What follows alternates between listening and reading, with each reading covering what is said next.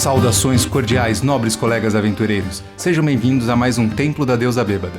Eu sou o Mago e, se Arton é um mundo de problemas, eu crio a maioria deles. Beatus que non sentiunt reus circa sum acta non teaturae Gallicae.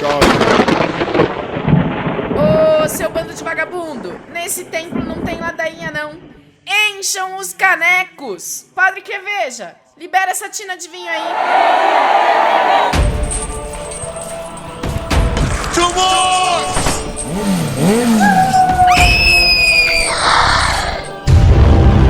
Templo da Deusa Bêbada.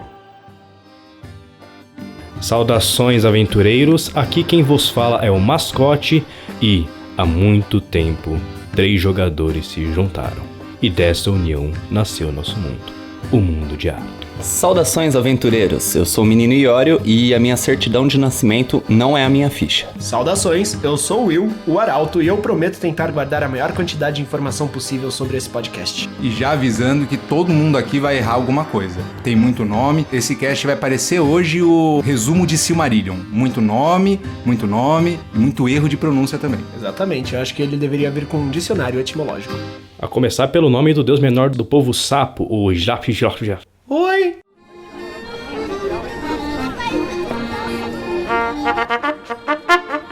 Atenção, atenção, os arautos vão falar. Atenção, atenção, os arautos vão falar. Bem-vindo novamente, meus amigos, a mais uma sessão dos Arautos do Templo. Ou os Arautos da Deusa. Os Arautos da Deusa que estão no templo. Escolhe um nome aí e a gente vai se entendendo. Galera, na semana passada, depois de muita enrolação, depois de muita chicotada no lombo do Arauto, a gente conseguiu fazer ele publicar o nosso tão aguardado episódio inicial de Delírios Ébrios. Se você ouviu, se você curtiu, manda um recado pra gente, não esquece de avisar a gente, dúvidas, sugestões, críticas e elogios, tesouros e maldições e ameaças de morte, todos recebidos pelo nosso e-mail, tá bom? Arauto, você tem alguma coisa pra falar pra gente? Depois de editar o primeiro episódio sobre RPG, nunca mais eu xingarei o pessoal do Nerdcast por atrasarem os episódios. Tá, eu vou xingar pra caralho, mas é isso aí. E não mereço tantas chicotadas não, viu? Não, a chicotada é só pra manter a eficácia e o bom andamento do trabalho. Eu prometo que eu tentarei não atrasar o próximo episódio, mas o Arauto tem outras tarefas além de editar o podcast. Sim, todos nós temos alguma coisa pra fazer, menos o Mago que tirou uma falha crítica num teste de Escorregar na lona. E teve uma fratura cuja magias clericais dos sacerdotes do templo ainda não deram conta, mas eu estou ansioso pelo toque curativo da deusa que vai fazer com que o meu osso se cole novamente. Ai. Bom, já que nós estamos falando de nós, vamos falar da nossa querida Jujuba, que é uma atriz tão boa quanto jogadora de RPG. Quem já assistiu o episódio sabe que ela é mesmo uma excelente jogadora de RPG, conta com os dados estão mancomunados com a Jujuba. E ela está em cartaz com uma peça fantástica, Esquisitos, voltada para o público infantil e baseada em um livro de poemas de Tim Burton, O Triste Fim do Pequeno Menino Ostra. Sim, Tim Burton também é escritor. No Teatro Raposo, no Shopping Raposo, que fica entre as cidades de São Paulo e Cotia, com apresentações todos os domingos até 24 de fevereiro, às 14 horas. Os ingressos custam R$40 e R$20 a meia entrada, que podem ser adquiridos diretamente na bilheteria ou com desconto, um descontaço inclusive, no site Sampa Ingressos, por R$15,90. Porra, descontaço, hein?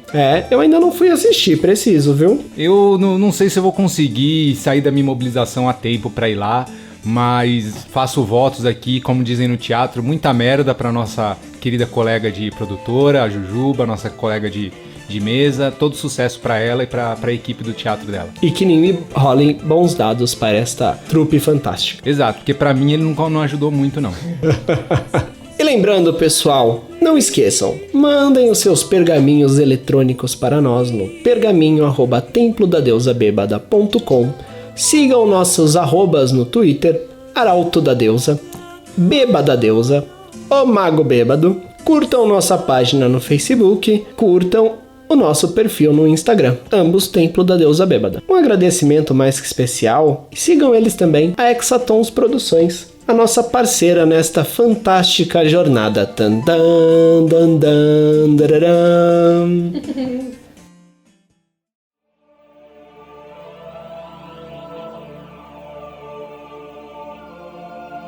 Fala galera, vamos falar agora sobre o cenário de Tormenta RPG. Nós temos 2 convidados aqui, o Iorio e o Davi. O Davi é o nosso especialista sobre Tormenta, ou pelo menos a pessoa que leu a maior quantidade de informação possível e consegue guardar essa informação na cabeça. Só isso e mais nada. Um dos maiores conhecedores de Tormenta, porque apesar de ter uma pilha de livros aqui do meu lado, quase escondendo o pequeno Davi, eu conheço o cenário há tanto tempo quanto, hein? E eu sou o level 1, então eu agradeço a todas as informações que vão estar disponíveis a mim.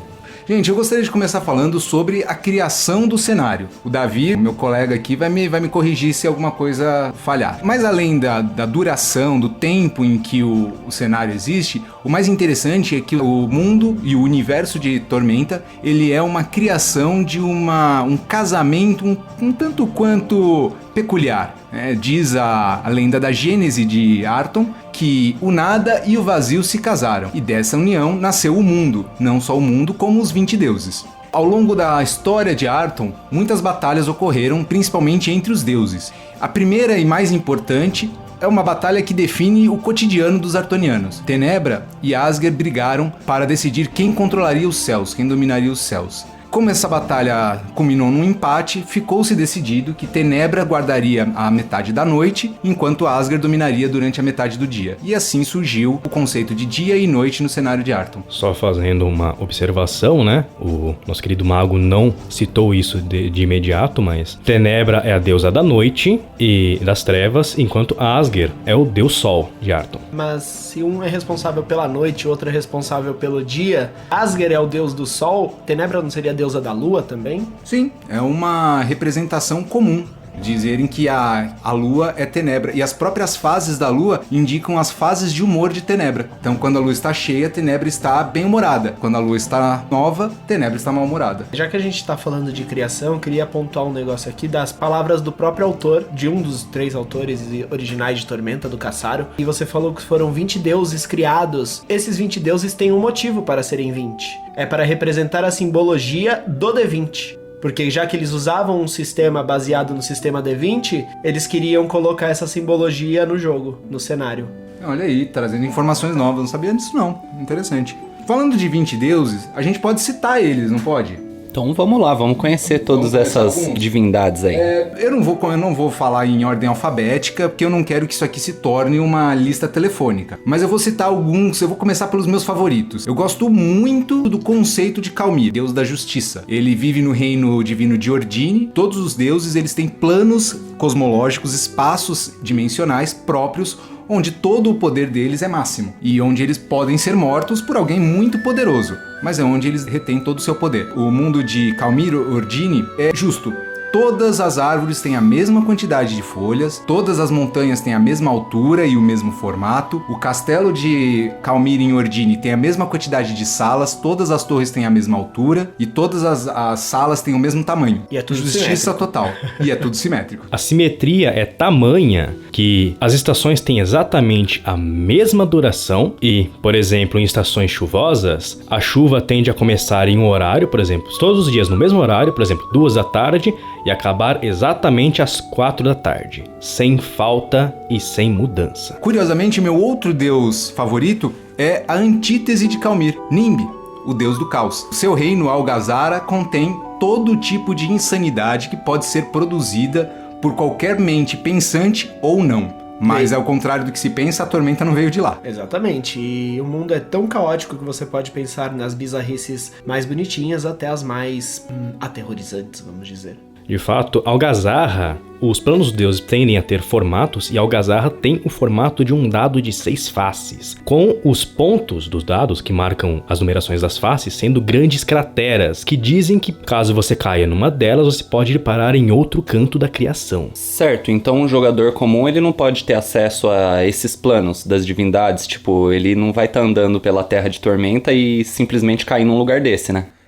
E olha, vamos começar o seguinte, a gente tem que tomar cuidado com as nomenclaturas. O jogador não vai pra lugar nenhum, o jogador fica em volta da mesa jogando junto com seus amigos. O personagem pode viajar para qualquer plano desde que ele tenha poder para isso, ou caia sem querer em um dos portais dimensionais do Deserto da Perdição, que a gente vai falar mais pra frente. Continuando falando dos deuses, muitos deuses representam aspectos do mundo natural, os fenômenos da natureza, as coisas que acontecem que não existe explicação. Em um universo politeísta, assim como nas religiões humanas mesmo, a maior parte dos deuses sempre existe para representar esses fenômenos. Embora tanto Tenebra quanto Asger dominem o céu, enquanto Tenebra é a deusa da noite, Asger é o deus do sol. E uma curiosidade sobre Asger, ele proíbe aos seus seguidores que eles mostrem o rosto para qualquer pessoa.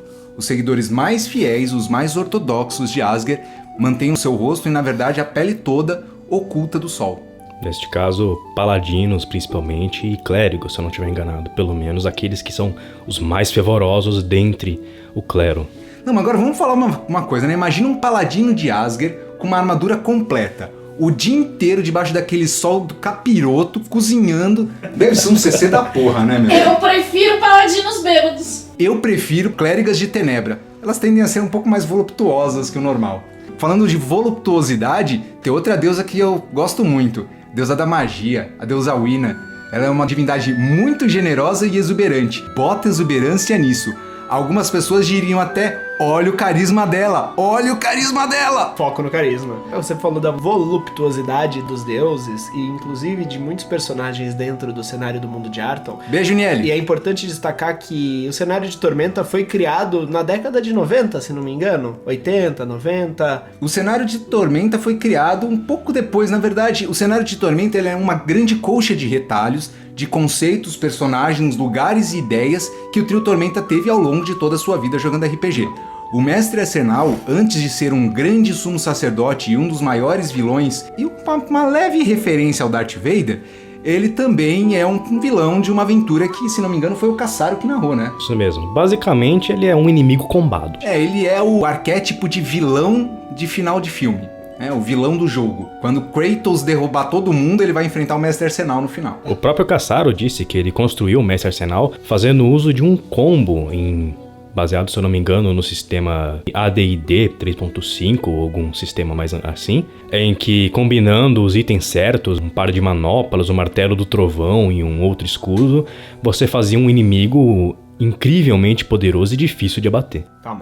Calma que a gente já vai chegar no Mestre Arsenal e nesses personagens todos. Isso, muito antes do Mestre Arsenal aparecer, ele não é desse mundo, tá? Mas a gente vai falar disso com mais calma depois. O Mestre Arsenal merece praticamente um cast só pra ele, mas a gente vai dar um espacinho de honra pra ele aqui. Mas a gente vai continuar falando dos deuses, eu vou continuar puxando brasa pra minha sardinha, que depois da Wina, outra deusa que pra mim é extremamente importante no cenário é a Valkyria, a deusa dos humanos e a deusa da ambição. Mas calma, a deusa da Valkyria ela não é uma pessoa ruim por ser deusa da ambição. A ambição não é uma coisa negativa, a ambição ela é saudável. O que é negativo é a ganância. A Valkyria representa a ambição do ser humano de sempre conquistar mais. Representa todo o nosso desejo humano de conquistar e adquirir mais conhecimento, mais dinheiro, mais poder. Mas a Valkyria também é a deusa dos aventureiros. Então, é a ambição de conquistar poder para conseguir proteger mais pessoas e talvez se tornar uma lenda como o Protetorado do Reino, por exemplo. Já que você falou em ambição eventualmente pode virar ganância, principalmente quando o seu desejo de querer mais e mais acaba por suplantar a vontade saudável de interagir com o mundo ou qualquer coisa do gênero. E aí você tem o deus da traição, né? Você pode trair os seus amigos por poder. A gente tem o nosso querido Zas. Esse é um nome complexo de pronunciar. Acho que todo mundo devia tentar pronunciar. Davi? Szas. É Szas.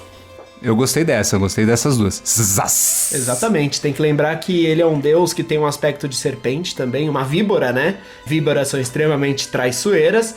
Justamente por isso, o seu nome é Szas. É o símbolo da cobra. Mas eu prefiro deusa bêbada. Fica o questionamento se os personagens Chaves não eram adoradores de Zaz, pois o próprio Chaves eventualmente invocava o nome do deus. Zaz, Zaz, Zaz.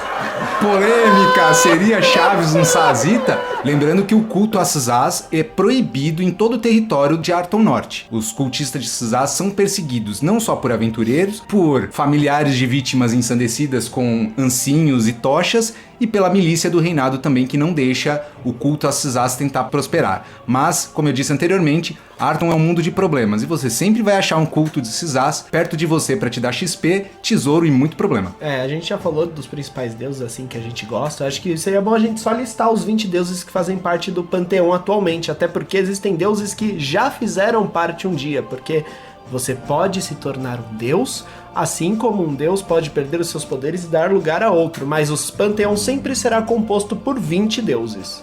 Mas antes de listar isso, só terminar aquele pensamento que eu tava falando da origem de Tormenta, dele ter sido criado nos anos 80, os anos 90, sim. E terem personagens extremamente voluptuosos e sexualizados. Isso hoje em dia incomoda muitas pessoas, naquela época também incomodava, só que tem uma questão de consciência, tudo. Os autores começaram a prestar atenção nisso, e apesar dos personagens daquela época já terem um background muito bacana, não só a sua imagem, que os desenhos principalmente vêm do mundo do mangá, e os mangás japoneses são extremamente sexualizados, principalmente com relação ao gênero feminino, hoje em dia os autores tomam muito mais cuidado com isso, estão se policiando para não produzir conteúdo dessa maneira, mas os personagens que já existem continuam da mesma maneira que eles existiam antigamente. Vamos fazer um rápido passant pela lista de deuses aqui. Bom, a gente vai começar com Alihanna, deus da natureza, dos animais e das plantas, não necessariamente de todos os animais, porque tem Grande Oceano, que é o deus do oceano,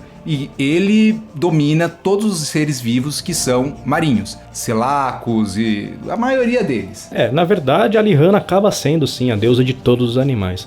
O oceano, ele é especificamente realmente o deus dos mares. Ele é relacionado com a água em si. E não com os animais? Não, E com monstros marinhos também acabam fazendo parte do domínio dele. Mas os elfos aquáticos, os elfos marinhos, eles cultuam o Grande Oceano. Sim, os elfos do mar são crias do próprio Grande Oceano, mas, veja, eles não são animais, eles são seres inteligentes. Eles escolheram cultuar o Grande Oceano. Eles foram criados pelo deus, por isso eles adoram. Entendi. Mas, em geral, qualquer animal ser irracional, natural, né, estará dentro do reino de Alihanna. Temos Glórien, a deusa criadora dos elfos. Ela não é mais uma deusa maior, mas fica aqui a menção honrosa. Temos também Hinin, o deus da trapaça e patrono dos ladrões. Ladinos? Ladinos. Ladinos, enganadores. E uma pequena menção aqui, Hinin originalmente era uma divindade menor. Sim, filho de Nimbi. Exatamente. Em qual momento que ele ascendeu ao panteão? Ele ocupou um dos espaços disponíveis depois que a Revolta dos Três foi suplantada e as punições foram dadas. A Revolta dos Três foi um evento grandioso dentro da história de Arton, mas a gente vai falar dele um pouquinho porque a gente precisa entender principalmente as relações entre os deuses. Precisamos entender que cada deus domina um aspecto e o seu comportamento é limitado pelo seu aspecto. A gente tem que lembrar que, embora eles sejam seres de incrível poder, eles não têm livre-arbítrio como os mortais do plano real. Eles estão presos aos seus conceitos, aos seus arquétipos e ao seu cotidiano. Vocês lembram de Calmir e Nimbi que eu falei agora há pouco? Uma das cenas mais interessantes que ocorreram num dos romances oficiais do cenário foi quando uma reunião ocorreu no salão principal, no salão de reuniões do Castelo de Ordine, quando Nimbi, a título de troça com Calmir, começou a jogar 2 dados de 6 faces, os famosos 2d6, no chão. E em Ordine é justo. Então, a gente conhece por dispersão gaussiana que a maior parte dos resultados de uma rolagem de 2d6 vai orbitar entre 5, 6 e 7. Normalmente 7. E o problema é, para cair 7, tem que cair um 3 e um 4. É a única forma de dar 7 em 2d6. Só que isso quebra a obrigatoriedade de simetria, porque um dado cai 4 e outro cai 3. E isso irritava muito Calmir. Na verdade, nessa cena, Nimbi presenteia Lena, a deusa da vida e uma deusa criança, com 2 dados de madeira de coelho, e ela fica jogando estes dados até que a reunião efetivamente se inicie. Calmir fica irritado porque fica o tempo inteiro caindo 7, enquanto Nimbi se diverte. Uma coisa curiosa é que quando a reunião finalmente começa, Calmir e Nimbi percebem que Lena havia rolado o par de dado um número par de vezes, mas nenhum dos dois fala nada sobre isso. Isso acontece porque, dentro de Ordine, o resultado mais provável sempre vai acontecer. Davi também citou Lena. Lena é a deusa criança, a deusa da vida. Uma coisa bem interessante sobre ela é que suas clérigas, que só podem ser mulheres, só podem ser ordenadas clérigas após ter dado à luz. Pelo credo de Lena, só alguém que deu a vida e criou a vida é capaz de valorizá-la. Outra coisa, clérigas de Lena e paladinos de Lena são proibidos de causar qualquer dano físico a qualquer ser inteligente. Na verdade, acredito que eles são proibidos de causar dano a qualquer coisa viva.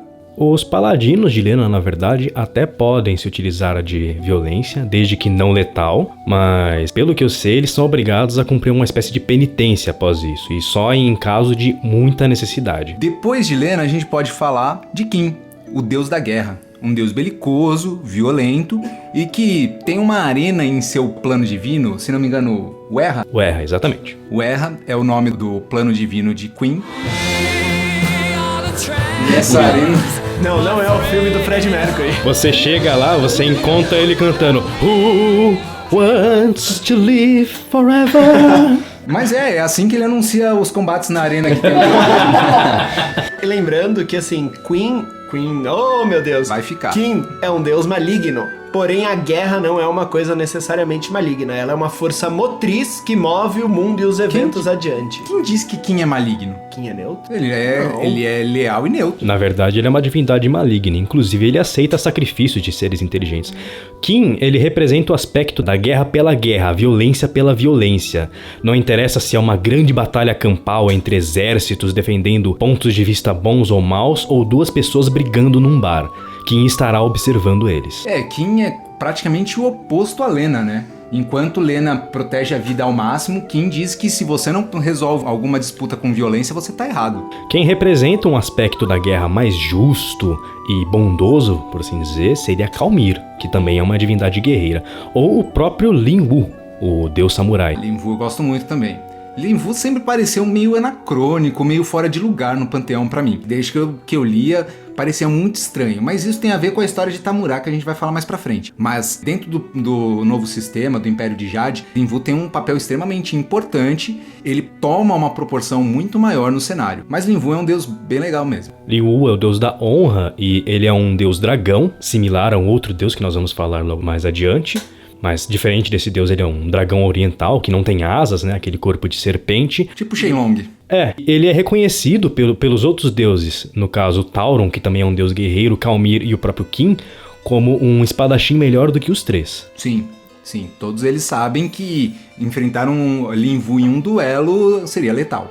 Você falou de Tauron. Tauron é o deus da força, deus dos minotauros. E depois dos eventos das Guerras Táuricas, que parte deles vocês já estão vendo no nosso podcast irmão, os Delírios Ébrios, então vocês estão vendo o cenário acontecendo, né? As Guerras Táuricas já aconteceram no cenário, a coroa do Império já foi partida, a coroa do Rei Imperador, ele já foi sequestrado, já está como refém nobre de Tauron, mas no nosso RPG a gente vai contar um evento acontecendo antes do final das Guerras Táuricas. No final dos eventos das Guerras Táuricas, Kalmir, um deus justo, bondoso e que representa a guerra justa, a guerra por bons motivos, a guerra por liberdade, a guerra por direitos, a manifestação pública pelo fim de uma opressão ou tirania. Esse é o combate que Kalmir domina, controla e observa. Tauron, depois dos eventos das Guerras Táuricas, assumiu o posto de líder do panteão, que era antigamente ocupado por Kalmir. Kalmir cedeu o posto dele ao Tauron. E eu li recentemente, inclusive aprendi muito para fazer essa pauta, pesquisando para fazer essa pauta, que na verdade esse gesto de Kalmir condiz exatamente com os aspectos dele. Porque como ele é um deus justo e bondoso, ele achou justo um deus que alcançou um poderio superior ser um novo líder. É um espaço para, se a minha liderança não foi boa, a sua talvez seja melhor. Seguindo a nossa lista de deuses, nós precisamos falar também de Mará, a deusa da paz. Essa talvez seja a melhor expressão de uma deusa antagônica a Kim, mas eu acho que ela antagoniza muitos outros deuses. Mará é a deusa da paz. Além de não produzir fenômenos físicos, eventos físicos, combates, violências e agressões, ela pede a resolução mais pacífica para qualquer conflito. Há particularidades bem interessantes sobre Mará que eu gosto. Chegando às vias de proporcionar orgias gigantescas a fim de que todos se entendam e as brigas cessem. E o que melhor do que orgias para clamar a paz? Então, aventureiros que encontrarem ela, por favor, comecem uma briga imediatamente. Lembrando que todos os seguidores de Mará farão sempre o possível para evitar qualquer tipo de violência, derramamento de sangue, discussão e qualquer coisa do gênero. Isso torna muito difícil se jogar com qualquer seguidor de Mará ou devoto dessa deusa. Porque em um RPG, principalmente um RPG baseado em wargames e etc., é muito frequente o combate. Eu outro dia estava jogando, inclusive, com uma clériga de Mará, e tentar arrumar soluções pacíficas, principalmente quando a maior parte dos jogadores da mesa querem bater uns nos outros, é praticamente impossível. É uma tarefa hercúlea para qualquer jogador discípulo de Mará tentar conviver num cenário, numa atividade, num hobby, onde aparentemente todos os jogadores da nova geração acham que RPG é igual jogar God of War. Bata o máximo possível, recolha o máximo de dinheiro e tente bater no personagem mais forte no final do jogo. Como assim, não é assim? Não necessariamente.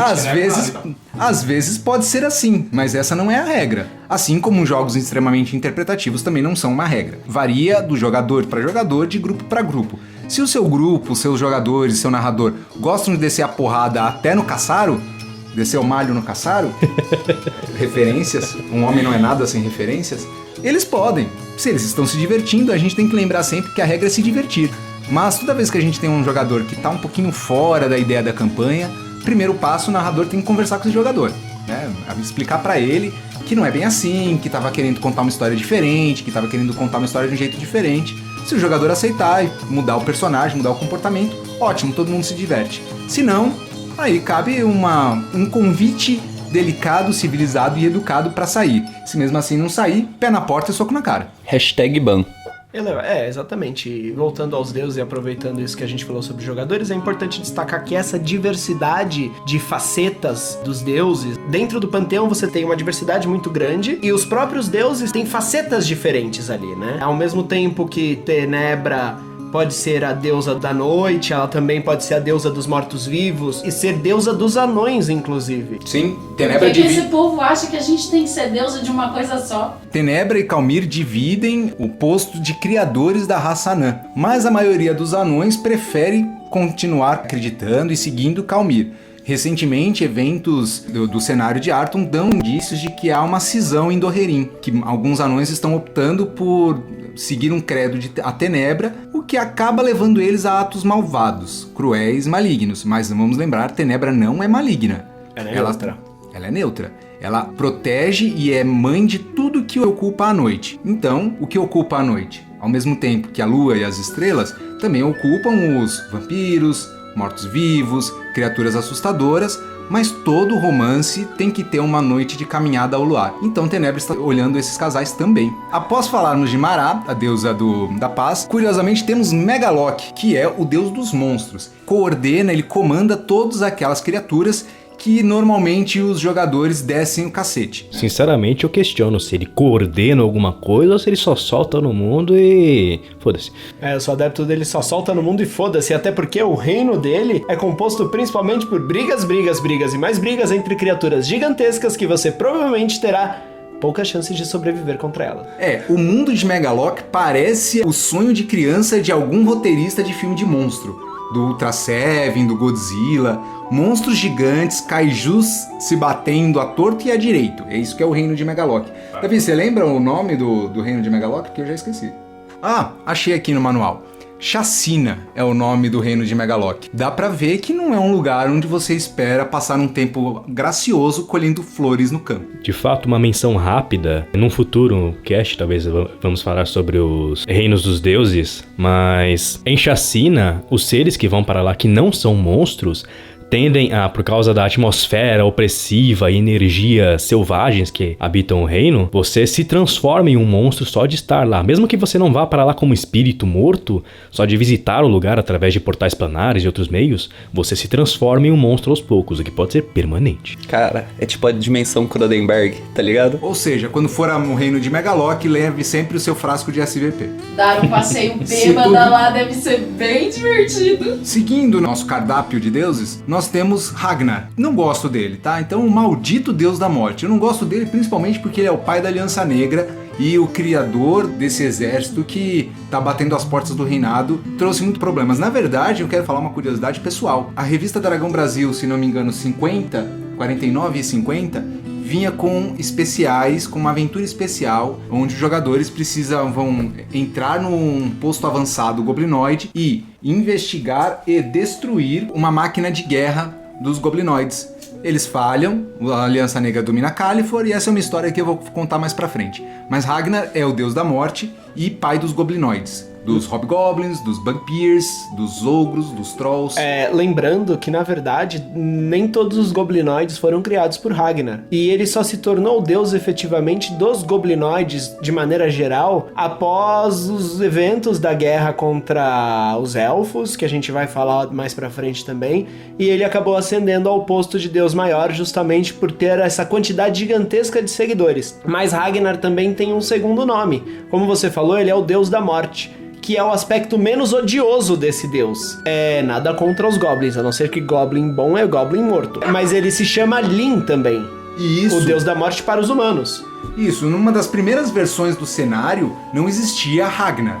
O deus da morte era Lin, e ele não era um deus maligno. Ele era como o ceifeiro, que leva embora as almas das pessoas que não têm mais tempo na Terra. Apenas após os eventos da Aliança Negra e cruel chacina perpetrada pelos goblinoides em Arton Sul, que Ragnar assumiu a faceta goblinoide do deus da morte, tomou conta. Muita morte aumentou o poder da faceta Ragnar e suprimiu a faceta Lin. Eu queria acrescentar, né? Ragnar, então, é o deus da morte e ele é o deus criador da raça dos Bugbears, os goblins gigantes. Bugbears!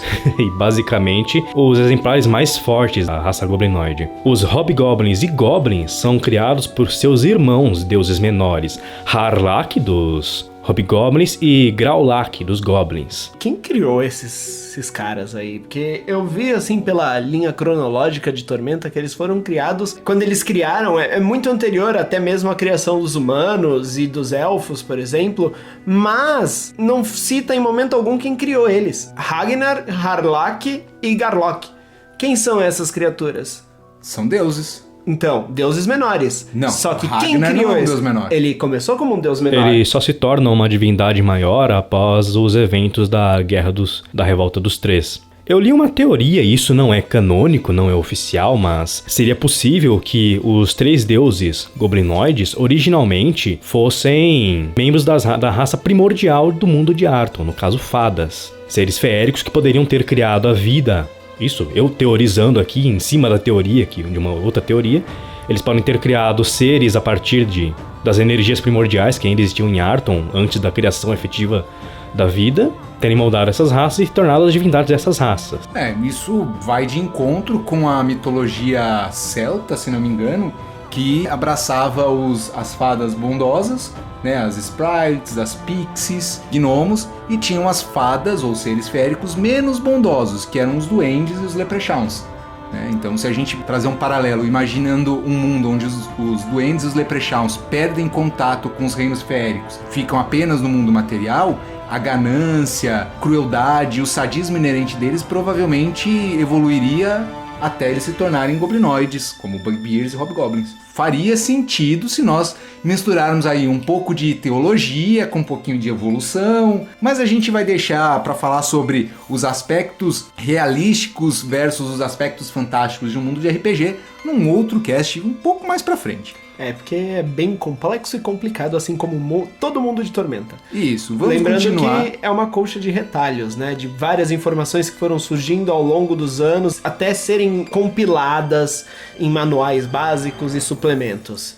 Vamos lembrar o seguinte, quando a gente fala colcha de retalhos, a gente acaba menosprezando cada aspecto menosprezando o total, como se o total fosse uma composição de fatores que não estão interrelacionados. Isso seria uma colcha de retalhos.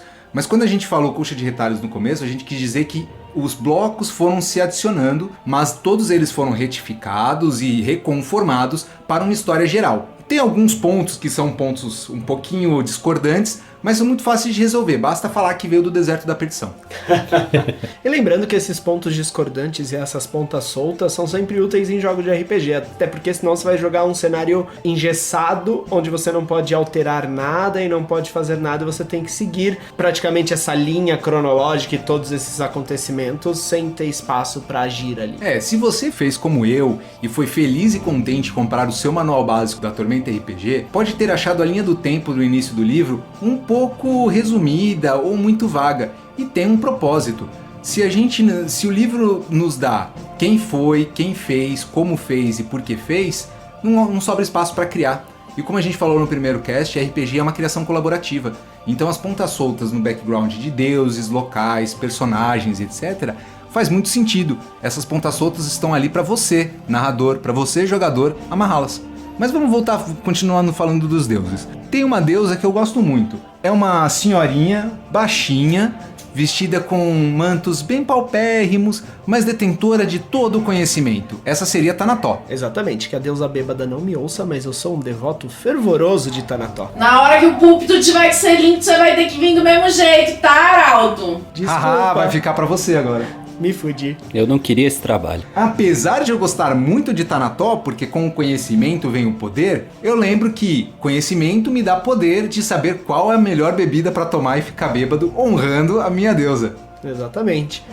Tanató é uma deusa que abarca, né, todos os deuses, se você for parar pra pensar, porque todos os deuses têm algum conhecimento a passar adiante, tem informações precisas e ela sabe tudo sobre tudo. Nem tanto, querido Arauto, porque Tanató não é só a deusa do conhecimento, ela é a deusa da civilização. E ela é uma inimiga, praticamente declarada, de Alihanna, que é a deusa da natureza e dos povos selvagens. Para Tanató não existe maior afronta, nem maior heresia do que uma raça inteligente abraçar a selvageria por escolha própria. É quase ver um hippie e um bibliotecário brigando. Quase isso. Mas Tanató, ela tem uma particularidade, os seus seguidores. Tanató também é a mãe dos bardos, que é uma classe de RPG, como nós já falamos. Um dos seus principais aspectos ou principais funções é difundir histórias, contar lendas, explorar todo o conhecimento do mundo. Esses são os bardos. Existe uma maldição, eu nunca sei se isso é uma regra do jogo ou se foi uma historinha que um bardo contou e todo mundo gostou, mas dizem que dá azar matar um bardo em Tormenta. Então se você quer tornar o seu personagem mais longevo, joga de bardo. A maioria dos seres civilizados evita causar danos a bardo. Provavelmente essa história teve início em Petrínia. Bardos são divertidos, mas quem dá muita atenção pra um bardo? Um swashbuckler, talvez? Ou bêbados em uma taverna. Eu acho que deve ter alguma piada que começa assim: um petriniano, um swashbuckler e um bardo entram na taverna. Quem conta mais mentira? Eu lembrei de mais uma particularidade que era o que eu tava falando. Discípulos de Tanató são proibidos de mentir. É um dogma da deusa que ninguém está autorizado a esconder conhecimento. Se você sabe e é perguntado, é seu dever informar a verdade. Exatamente. Não necessariamente informar a verdade da maneira que a pessoa quer ouvir aquela verdade. Você pode dar uma mascarada assim nas coisas, manipular as palavras. Não, clérigos de Tanató são sinceros. Cruelmente sinceros. Droga. O legal é que no mundo de Arthur não deve ter fake news, né? Eles nem precisam beber pra falar a verdade. Se a Gazeta do Reinado for regida por Tanató, eu acho que realmente não existe fake news. Na verdade, existem sim servos de Tanató que podem não mentir, mas causar leves distorções na verdade. Isso especificamente no reino de Allen, um reino conhecido aí por suas trapaças e traições. Calma, a gente já vai chegar em Allen. Certo. Um mundo onde falar a verdade pode fazer você acabar não acordando no dia seguinte é meio que um instinto de sobrevivência aos clérigos de Tanató darem uma desviada na verdade lá naquele reino. Mas a gente vai explicar certinho Allen depois. Após Tanató, eu gostaria muito de falar de Tietz, o deus da ressurreição. Tietz não é apenas o deus da ressurreição, como também é o deus das profecias. Os seus clérigos e paladinos são proibidos de tirar a vida de seres inteligentes. Tirar a vida, bater até a pessoa cuspir os dentes, está liberado. Todos os seus clérigos e paladinos são obrigados a dar uma segunda chance também, né? Ele é o deus da ressurreição, da redenção. Exato, Tietz acredita que todo mundo precisa ter uma chance de tentar de novo, mesmo que essa seja a 28ª segunda chance. Se a pessoa pedir perdão e falar que vai mudar, um clérigo ou um paladino de Tietz tem que dar essa chance a essa pessoa. Mesmo se ela não pedir perdão e falar que vai mudar, eles obrigatoriamente vão dar essa segunda chance. Muitas vezes jogar com paladino de Tietz na mesa é muito difícil. Você quer muito matar aquele goblinoide, mas você não pode. Senão você vai levar uma pancada do paladino. Principalmente se o goblinoide for seu colega de equipe. Isso aí a gente chama de leite com pera. Bom, eu queria citar alguns integrantes do panteão. Eu vou deixar que o colega Davi fale um pouco mais sobre eles. Olha, Davi, eu tenho aqui na minha lista a Divina Serpente, o Kaliadranok e Tilian. Mas algo me diz que a Divina Serpente não é um ex-integrante do Panteão. Esse é um traço complexo na história do Panteão Artoniano, porque a Divina Serpente, principalmente se você, para quem leu a obra Holy Avenger, vai ver que ela era retratada como a deusa da força e da coragem. Aí você, caro ouvinte, pergunta, mas espera aí, esse não é Tauron? Pois é, isso que é uma coisa meio obscura. A Divina Serpente é uma divindade que é adorada pelas dragoas caçadoras de Gaurásia. É meio obscuro dizer se ela é ou não, afinal, uma divindade maior, se ela caiu e Tauron ascendeu em seu lugar, Tauron sendo aí o deus dos Minotauros. O que eu acho que é mais provável é que a Divina Serpente seja um aspecto de Tauron, no caso um aspecto adorado pelos povos de Gaurásia, que são povos mais selvagens. Por sinal, eu queria fazer um pequeno adendo. Essa é uma teoria particular minha, mas eu acho que todos os deuses maiores têm aspectos que são adorados por raças que não necessariamente estão entre as que são suas adoradoras em Arton e que causam aspectos que ele assume para povos de outros lugares além de Arton. E isso, é claro, eu falo baseado, por exemplo, no Império de Jade, que será assunto de podcasts futuros, e dos próprios reinos de Moreânia. Para mim, chamar Tauron Divina Serpente é a mesma coisa que chamar uma rosa de flor. São nomes diferentes para a mesma coisa. Mesma coisa que Lyn e Ragnar. No meu mundo de Tormenta, no cenário quando eu narro, Lyn e Ragnar são a mesma pessoa. São nomes diferentes para o mesmo deus, para o mesmo aspecto. Cada um tem o seu cenário, cada um tem seu panteão. Ninguém tá certo, ninguém tá errado. O importante é se divertir. Mais um pequeno adendo, né? No caso, Ragnar, deus da morte, ele é especificamente o deus dos goblinoides. Ele não aceita adoradores de outras raças. Ele rejeita extremamente outras religiões, enquanto um servo de Lyn pode pertencer a qualquer raça, mas ele jamais terá os mesmos poderes que um servo de Ragnar, propriamente dito. Mundos diferentes, mestres diferentes, deuses diferentes. Mas fala do restante, Kaliadranok e Tilian. Kaliadranok é o também conhecido como o terceiro, é o deus do poder e dos dragões, um deus extremamente tirânico e que, no evento da Revolta dos Três, foi não só esquecido, mas literalmente apagado da existência de Arton. A gente só voltou a conhecer o nome deles, canonicamente falando, óbvio, depois dos romances e dos eventos que aconteceram nos romances de Tormenta. Especificamente após o terceiro livro, o terceiro deus. Exatamente. O terceiro deus, desconfio que há alguma ligação entre essas coisas. Lembrando que existe uma briga entre Kaliadranok e Yuin a respeito da criação da magia, porque Kaliadranok é o deus do poder, só que ele é o deus do poder bruto, só que só pessoas honrosas poderiam ter acesso a esse poder ou que conquistassem esse poder da maneira mais formidável possível. Wina já não, sempre foi uma deusa mais generosa e quando ela criou toda a magia arcana do mundo de Arton, como a gente falou no podcast passado, ela falou que todas as pessoas deveriam ter acesso. Por isso que dragões são criaturas extremamente poderosas, porque eles foram criados por Kaliadranok, o deus dos dragões, com o seu poder praticamente jogado de forma bruta sobre essas criaturas. Se a gente for falar que Kaliadranok veio pra tretar com a Wina, a gente vai falar que Kaliadranok veio pra tretar com metade dos deuses, né? Tá praticamente Todos. Megalok tá puto com Kaliadranok, porque quando ele voltou, os dragões pararam de seguir Megalok e passaram a cultuar Kaliadranok, que é seu criador. Nem todos os dragões, lembrando que dragões são extremamente arrogantes e prepotentes, e eles se recusam, inclusive, a dizer que existe um deus que criou eles. Alguns dragões adoram a si mesmos. Exatamente. Alguns dragões são deuses menores. Do que Kaliadranok também é um deus poderoso e forte, então é um adversário muito poderoso para enfrentar Kim e Kalmir, também fazer frente a Tauron. Enfim, Kaliadranok veio para confundir um pouco mais, bagunçar um pouco mais o panteão do cenário. E tem Tilian, que ele tem pouca participação no cenário, fora a Revolta dos Três, né, Davi? Sim, Tilian, o deus da curiosidade ou sede de conhecimento, e ele é criador da raça dos gnomos, mas quase não há gnomos em Arton. Pelo que é dito, os gnomos vivem em algum outro continente, que até o momento, pelo menos, não foi explorado oficialmente. E eles também habitariam em seu mundo natal, que após o deus ter sua essência divina retirada, este mundo foi quase que aniquilado e a raça quase foi extinta. E você falou, quando estava falando sobre o Kaliadranok, sobre a Revolta dos Três. A gente sabe mais ou menos o que a Revolta dos Três foi, mas eu gostaria que se você pudesse ser um pouquinho mais específico. Não muito, lembra que o cast tem uma duração limite. Infelizmente tem uma duração limite, porque eu poderia discorrer sobre isso por horas, mas vamos lá.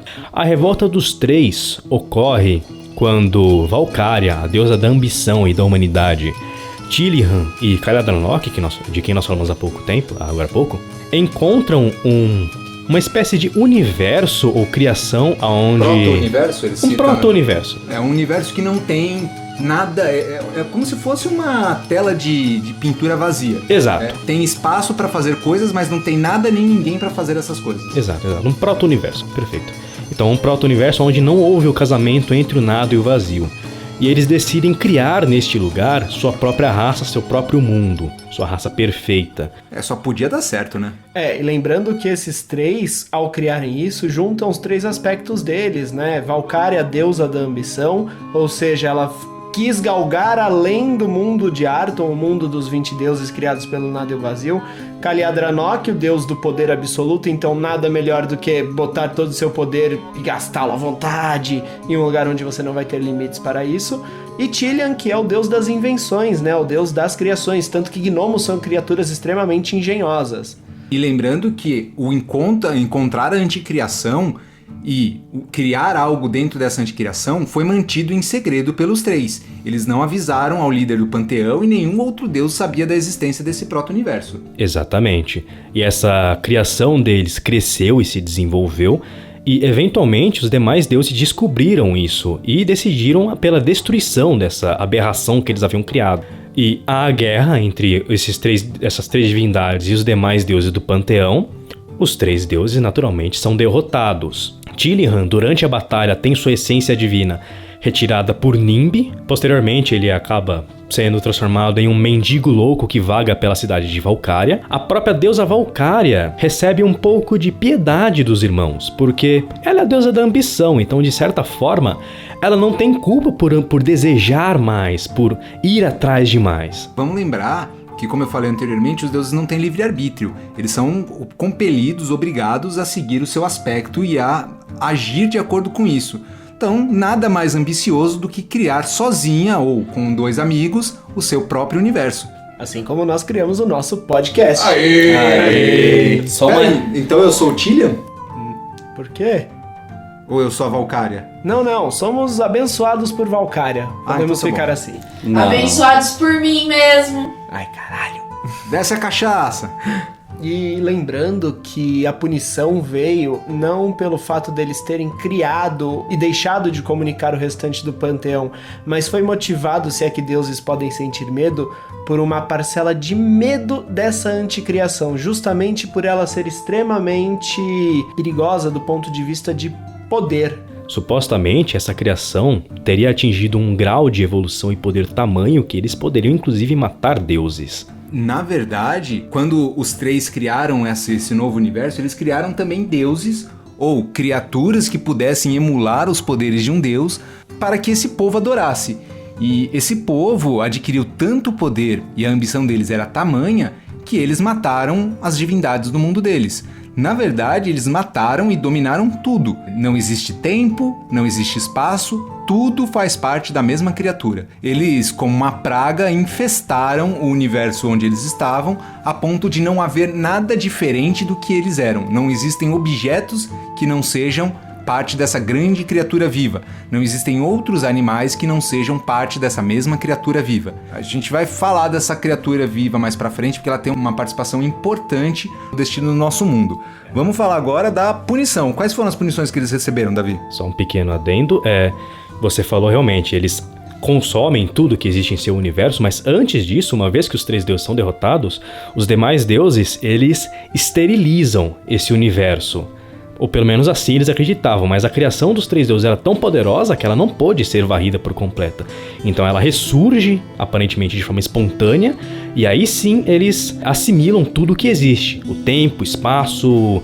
Imagine como se a força gravitacional, o vento, os átomos, tudo fosse um ser vivo, uma espécie de mente coletiva onisciente que domina tudo, que viria a ser conhecida como Lefeu. Me lembro vagamente de ter lido que que como a anticriação, como foi denominado esse novo universo, não podia ser destruída sem ferir, porque efetivamente havia vida inteligente, como parte dos aspectos de Calmir e os outros 20 deuses, eles não poderiam destruir o universo, mas eles não poderiam deixar que esse novo universo interferisse com o universo deles. Então eles isolaram a anticriação numa bolha dimensional que não tinha contato com nada fora dessa bolha, não é isso? Sim, pelo que eu já li, eles teriam utilizado a essência divina de Tillingham, que foi removida, para selar esse universo. Isso, foi isso mesmo que eu li também. Foi por isso que Calmir uniu o útil ao agradável. Tinha que punir um deus sabichão, então tira o poder dele. Mas o que eu faço com esse poder? Põe no bolso? Enfia no cu? Não. Bloqueia a anticriação deles, tá certinho. Se fosse Calmir, eu faria a mesma coisa. Até porque quem tem poder no cu pra tirar depois é protagonista de anime, né? Só uma referência esse ano aqui que com grandes poderes vem grandes responsabilidades, né? Bom, me colocando agora no lugar dos deuses, depois de falarmos tanto da anticriação, eu acho que a punição é justa. Eu me assustaria também como um deus, sabendo que eu não posso nem destruir um negócio que é minha ameaça, inclusive. Pois é, quando os 20 deuses viram que aquelas criaturas venceram os deuses de seu universo, pensaram assim, e se eles decidirem bater na gente? Eles podem nos derrotar. Tranca eles numa jaula dimensional e esquece. Falando em esquecer, teve uma punição assim, não teve? Khaliadranok? Sim, vamos lá. Então Tillingham já não era uma divindade muito popular. Não tinha criado a sua raça patrona.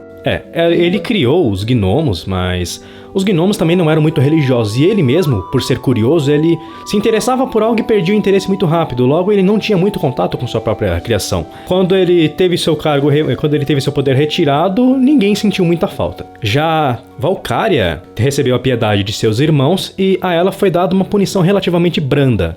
Ela ficaria aprisionada no mundo mortal, na forma que nós conhecemos da estátua de Valkyria, e haveria uma oportunidade para que sua criação, seus servos, a resgatassem.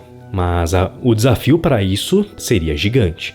Exato, porque se os humanos são ambiciosos, eles teriam que adquirir o poder supremo para resgatar a donzela suprema. Esse evento ficou conhecido como a Aventura Libertação de Valkyria. A gente vai citar ele um pouquinho mais para frente. E acho que falamos das 3 punições, né? Khaliadranok foi esquecido. Khaliadranok, ele recebeu a punição mais severa, porque ele era o mais poderoso, o mais temido e o mais odiado dos deuses. Praticamente nenhum dos irmãos gostava dele. Então, a ele foi dado não só o esquecimento, mas a inexistência praticamente. Ele efetivamente deixou de existir. Mas ele disse que enquanto um de seus filhos vivesse, ele não seria completamente esquecido, o que se mostra verdade posteriormente. Até porque a centelha divina da criação brilha em cada uma de suas crias, né? Cada deus imbui as suas criaturas com parte de seu poder para dar origem a elas. Sim, e acho que é graças a isso que a gente tem em Arton, mais do que em outros cenários de RPG, o fenômeno da apoteose. Apoteose, para quem não sabe, é uma palavra em português que significa ascensão a status divino. Entra em significado livre. No cenário de Arton, para você ascender a um status de divindade, nesse caso menor, você tem que ter pelo menos nível 20 e pelo menos 1000 seguidores, 1000 pessoas que acreditam e rezam para você como um deus. Então a gente tem uma lista gigantesca de deuses menores. Quando você tem cerveja suficiente para servir, não é difícil sim conseguir 1000 pessoas. Isso aqui eu gostaria de fazer um adendo. Isso que o nosso querido Mago citou, questão de nível e número de seguidores, são regras para Tormenta RPG. Mas 3DT Alpha, outro sistema que também está intimamente ligado à Tormenta, tem uma regra levemente diferente. A nossa querida deusa bêbada falou da questão da cerveja. E em 3DT Alpha também é possível que você se torne uma divindade. Com cerveja? Perfeitamente Então possível. explica que eu quero virar um deus. Não vou servir mais ninguém. Rebelião! Rebelião! Poxa, vou parar de dar os truques aí, mascote, assim fica difícil, hein?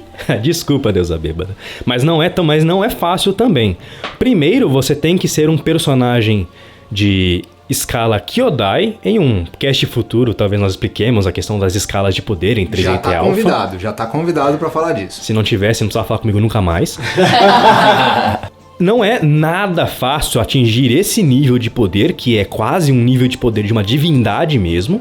E uma vez que você atinge esse nível de poder, você tem que ter uma grande quantidade de seguidores e também você tem que ter um nicho. No caso, algo de que você é deus ou que você seja adorado por isso. Por exemplo, a nossa deusa bêbada, o nicho dela são as bebidas alcoólicas. Exatamente. E algumas coisas que também alteram a mente, mas não são bebíveis. Nada melhor do que delírios ébrios. O importante é se desconectar da realidade. Bom, pessoalmente eu prefiro ficar sóbrio, mas você pode ser, em Arton, uma divindade por quase qualquer razão, se não qualquer razão mesmo. Você pode ser, inclusive, a divindade de um lugar, por exemplo, a divindade de uma cidade específica, ou a divindade de uma raça, ou de uma classe, qualquer coisa praticamente. Exemplo é o Seth, um elfo que se tornou o deus dos arqueiros, não é isso? Por exemplo, ou nós temos os dragões reis, que são os membros mais antigos e mais poderosos das 6 sub-raças dracônicas. É verdade. Diferente de outros sistemas D20, o Tormenta RPG tem um sexto tipo de dragão que se assemelha aos dragões cromáticos, né? Pra quem já jogou sistemas D20 sabe que os 5 dragões básicos que você pode encontrar são os dragões brancos, os azuis, os verdes, os negros e os vermelhos, cada um representando um aspecto de energia. Os brancos, gelo, os azuis, relâmpago e eletricidade, os verdes, ácido ou venenos, o negro, gases venenosos e o vermelho, fogo. Mas no Tormenta RPG, no cenário do Tormenta, nós temos o dragão marinho, que espelha uma baforada de vapor, água superaquecida, não é isso mesmo? Exatamente. O bafo dos dragões negros, na verdade, é uma baforada de ácido, um jato ácido mesmo. Eu sempre confundo negro com verde. Pra mim, verde tem mais a ver com ácido do que negro. Mas quem sou eu, né? É que os dragões verdes são relacionados às plantas, à floresta e à terra. Eu acho isso um puta preconceito. Só porque o cara tem clor de clorofila vai ser chamado de samambaia? Não acho legal, não.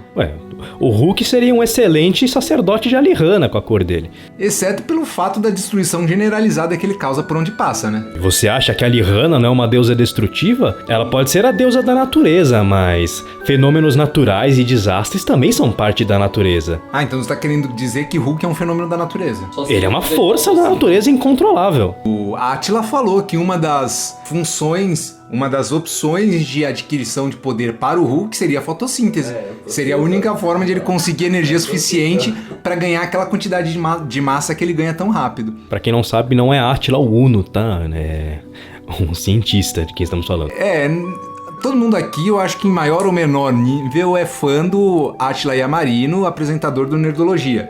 Né? Bom, voltando a falar dos deuses menores, vocês falaram que existe a necessidade de ter uma certa quantidade de seguidores e devotos, etc.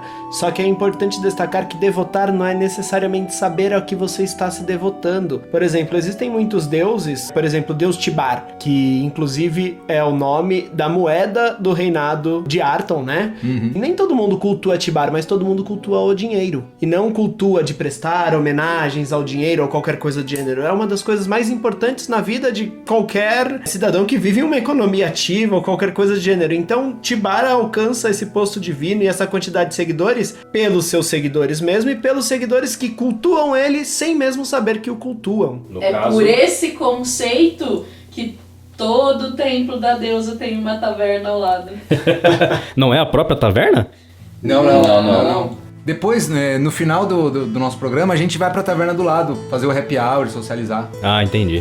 Mas é um pensamento que faz bastante sentido. No caso, o poder da divindade menor está relacionado à importância daquilo de que ele é divindade, não é mesmo? No caso, Tibar é poderoso graças à importância que o dinheiro acaba tendo inevitavelmente na vida cotidiana.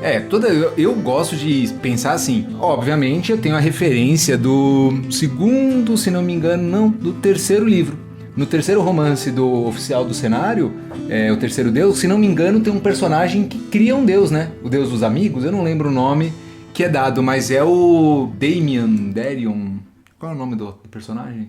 Ixi, eu lembro que sim, eu lembro disso também, eu não vou conseguir me lembrar agora do nome do personagem específico, mas porque sim. Isso daqui é igual Silmarillion, né? Quanto mais você acha que tem menos nomes, mais nomes aparecem. Durante os eventos do Terceiro Deus, inclusive, é descrito que em uma cidade que tinha uma rocha no centro de sua praça, uma mulher começa a adorar esta rocha e em determinado momento a cidade inteira está adorando essa pedra e em algum momento essa pedra começa a falar com seus seguidores, espontaneamente. É interessante, principalmente esse evento, eu gosto muito dessa passagem no livro, porque dá pra gente uma percepção do poder da nossa crença, né? Nesse momento do livro onde as pessoas começam a acreditar em coisas, principalmente no momento em que a Glórien cai, em que cria-se um vácuo de poder entre os 20 deuses, e todos os servos, os seres inteligentes percebem esse vácuo de poder e começam a procurar algo para preencher esse espaço. E acabam adorando pedras, espadas, arcos. Então é um lembrete de que você tem que tomar cuidado em quem você acredita. E eu não quero datar esse cast, mas ele está sendo gravado num momento em que o poder da crença influenciou muito o destino de um país. Então você tem que tomar cuidado no que acredita e tomar cuidado com as pessoas que estão acreditando naquilo junto com você. Cuidado com os ídolos que você cria. Eu acho que vou fazer uma tatuagem com essa frase. Gostei, Arauto. Esse é o Arauto, nosso querido jogador de bardo. Ele joga com bardo 3 a cada 5 campanhas. Ele felizmente não canta muito, mas às vezes canta e é meio desesperador. Bom, a gente falou de dragões reis, então eu gostaria de citá-los, tá? Nós temos o Bentos, que é o dragão deus, ou dragão rei dos dragões marinhos, que nós citamos que é uma criatura diferente no Tormenta RPG.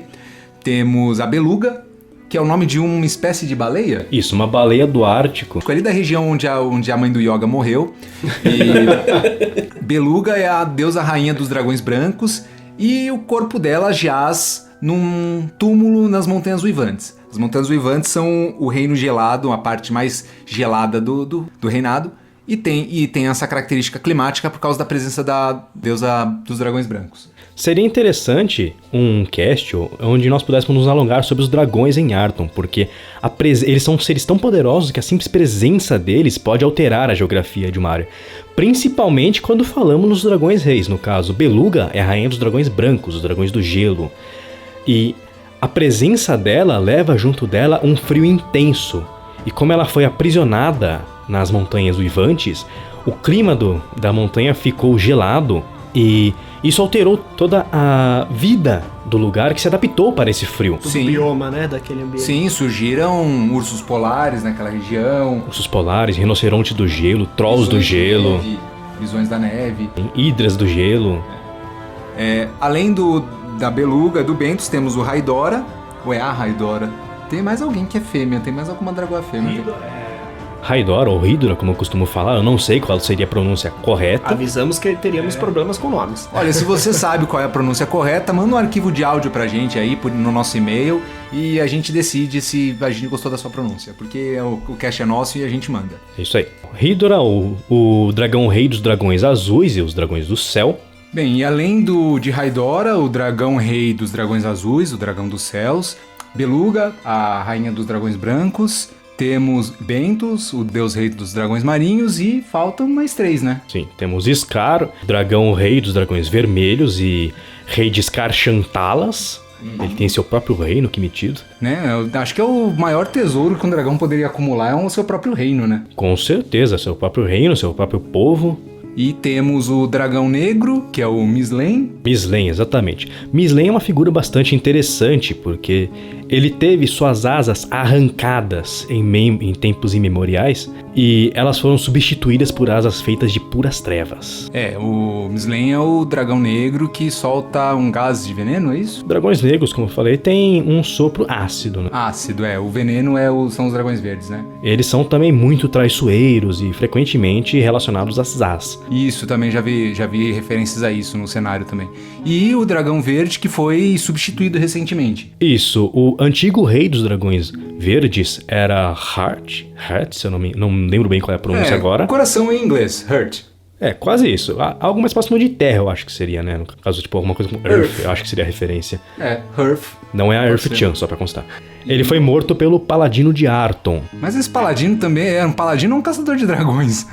Na verdade, o Paladino era um grande herói, mas ele... O Paladino de Arton, na verdade, eu acho que ele tinha muita dor. Dor? Sim, porque ele era um pau no cu. É verdade. Quem que é o novo dragão rei dos dragões verdes? Na verdade, é uma dragoa. O nome dela é... Zadblen. Zadblen. Zadblen. É uma Uma pronúncia muito simples, como vocês viram. Esse é bem-vindo ao reino das pronúncias complicadas. Acho que a gente deveria criar um reino dentro do reinado, só para pessoas com nomes complicados. Com certeza. E a rainha desse reino seria a Rainha das Fadas, que é conhecida como Titânia Tantala, olha a referência, mas tem um nome que é impronunciável para seres não feéricos. E qual seria esse nome impronunciável para seres não féricos? Não sei, eu não sou um ser feérico. Pô, mas não tá escrito em algum lugar? A gente pode, no mínimo, tentar pronunciar. Sei lá, deve ser alguma coisa em russo. Mas as fadas são russas? Pelo nível de loucura deve ser. Faz sentido. Isso acaba com a lista de dragões reis, lembrando que todos esses que nós falamos, Mislaen, Beluga, Scar, eles têm status divinos. Eles têm o status de deuses menores, têm seguidores e fornecem poderes a seus clérigos. Na verdade, meu amigo mago, eu queria fazer um pequeno adendo para o 7º dragão rei.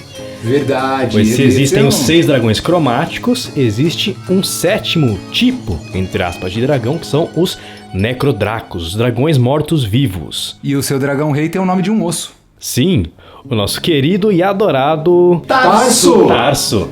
Querido, adorado e uma das criaturas mais poderosas de todo Tormenta RPG. Na verdade, é a criatura mais poderosa da criação. Ou assim é descrito em alguns manuais, onde é dito que ele poderia, se quisesse, derrubar os deuses menores, deuses maiores e as entidades cósmicas e tornar o único ser supremo da criação. Reza a lenda que Tarso se pôs numa hibernação teoricamente eterna, porque ele estava de saco cheio, basicamente estava entediado com a criação. Porque quando se é o ser vivo mais poderoso, não existe desafios. E se não existem desafios, a vida fica um pouco sem graça. Saitama concorda muito com isso. Não. Anime é em outro podcast. E pra quem quiser saber mais sobre o Tarso, especificamente, ele não tem tantas aparições, mas ele aparece em Holy Avenger e tem um papel bacana e importante. É muito importante, ele é babá da Petra.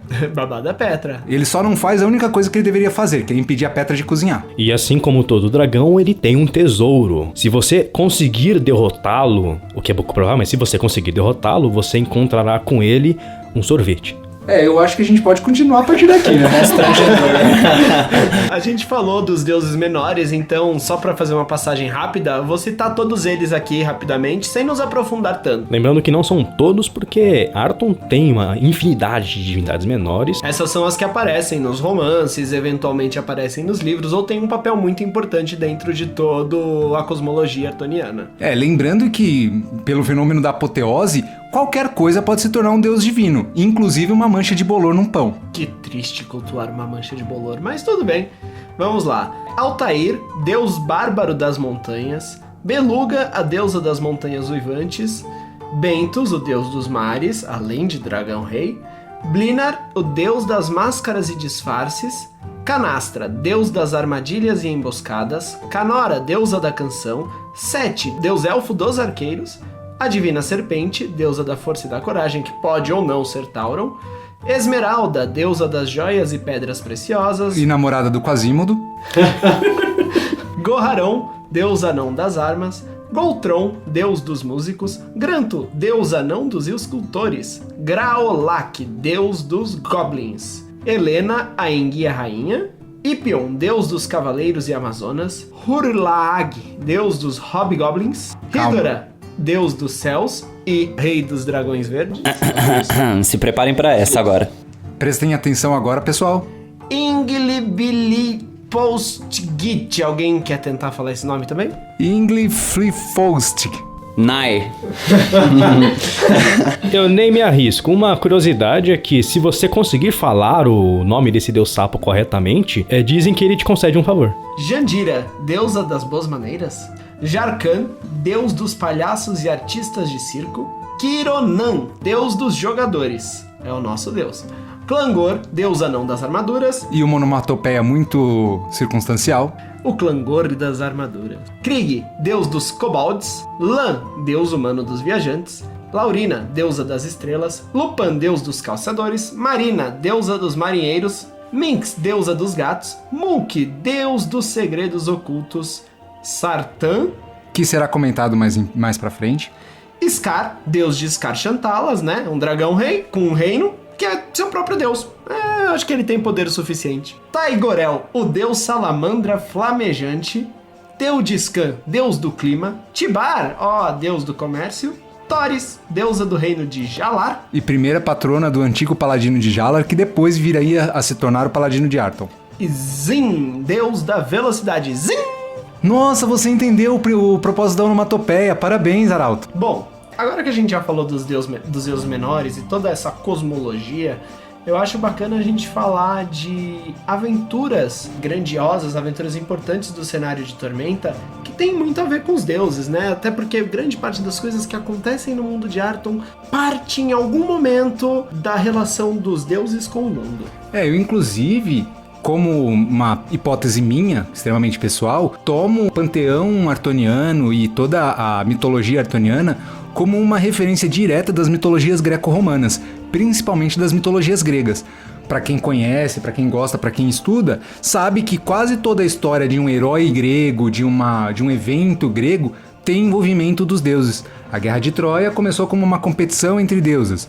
As próprias estações do ano para os gregos antigos eram a relação de visitas da Perséfone. E assim sucessivamente, tudo que acontece no mundo grego, todas as lendas do mundo grego têm origem nos deuses. A mesma coisa acontece com Arton.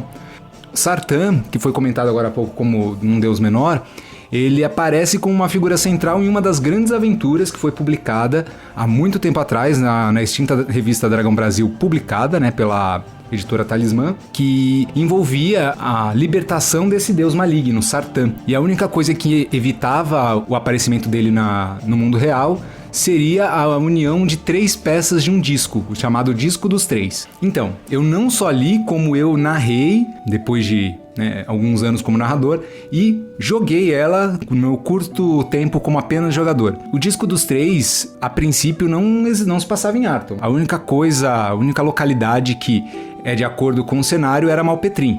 Muitas grandes aventuras começam em Malpetrim. E nessa aventura, o Disco dos Três, o grupo de aventureiros tinha que reunir 3 partes de disco. Uma parte representava a bondade, outra parte é a maldade e a parte da neutralidade. Juntando essas 3 partes, formando o disco e recitando o ritual, era a forma de evitar que Sartan aparecesse. Outras localidades são importantes nessa aventura, como a Ilha da Caveira e uma montanha um pouco ao norte de Malpetrim. Essas locações não existem no cenário atual. Estão no livro, tem um livro só Aventuras, que tem essa aventura atualizada por Tormenta RPG, mas eu não sei como que as localidades foram transferidas. A Ilha da Caveira se tornou, acho que posteriormente, a ilha onde os piratas têm a sua base secreta, né? A Tortuga de Arton. A aventura, se você fizesse tudo certinho, culminava com o aprisionamento permanente de Sartan. Permanente não, porque como as esferas do dragão, após você juntar o disco dos 3 e realizar o ritual, o disco se quebrava e era espalhado novamente em 3 localidades aleatórias. Isso parece com outra coisa que a gente vai ver aqui também, sobre os rubis da virtude, né?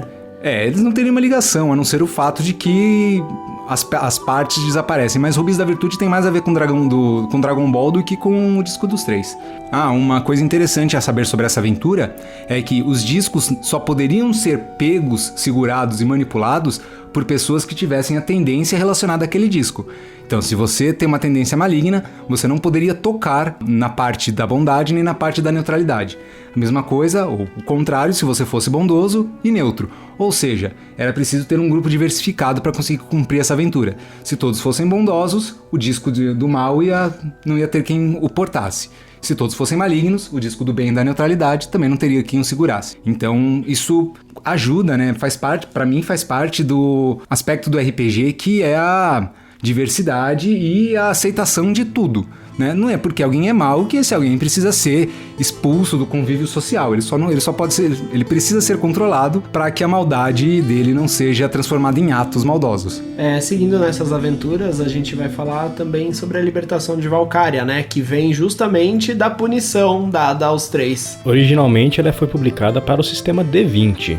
Isso, ela foi publicada para D20 e para 3D&T, mas se não me engano na época também tinha uma versão para Daemon, mas eu não tenho certeza. A aventura começava quando os jogadores encontravam a estátua de Valkyria. Para libertar a deusa, né, eles teriam que vencer os desafios propostos nessa masmorra. A masmorra foi criada pelos 20 deuses. Isso mesmo. Seria uma masmorra. Uma masmorra é modo de falar, na verdade, porque a masmorra em si, apesar de falar que ela fica na estátua, ela não fica dentro fisicamente da estátua.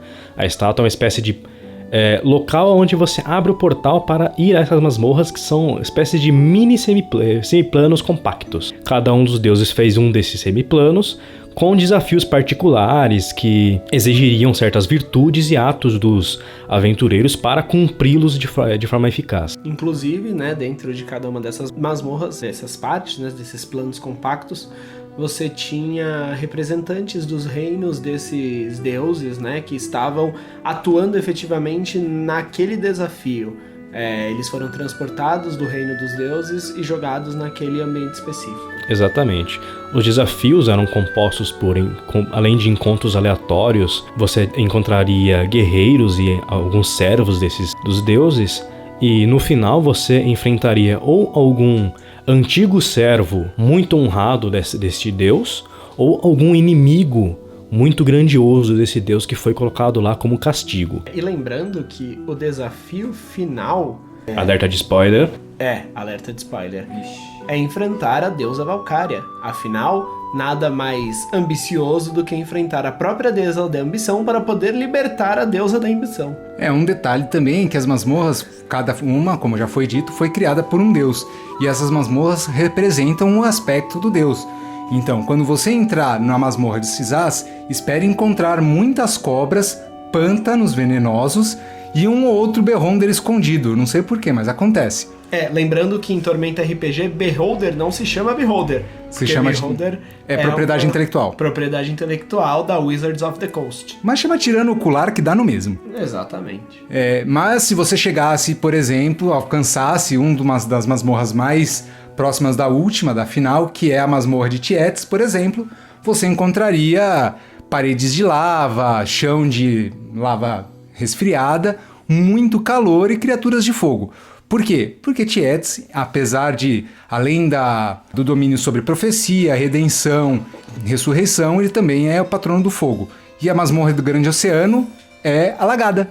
Ou seja, se você não sabe respirar na água, você morre só de entrar nela. Ninguém disse que seria fácil. Uma aventura importante também, que a gente só vai citar aqui, porque o próprio nome já diz muito sobre essa aventura, a Expedição Aliança Negra, que inclusive tem um suplemento só para ela, que detalha muitos aspectos da Aliança Negra, que a gente vai falar mais pra frente, e inclusive no final do livro tem a aventura para ser jogada. Por sinal, a Aliança Negra merece um podcast para falar só sobre ela, porque...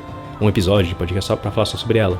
Porque, ao contrário do que muita gente pensa, goblinoides, bestas imundas e irracionais, não. A Aliança Negra, ela formou algo que pode ser chamado de império ou reino, talvez, que é dinâmico e funcional, com economia, entre outras coisas. É claro que eles são brutais, mas...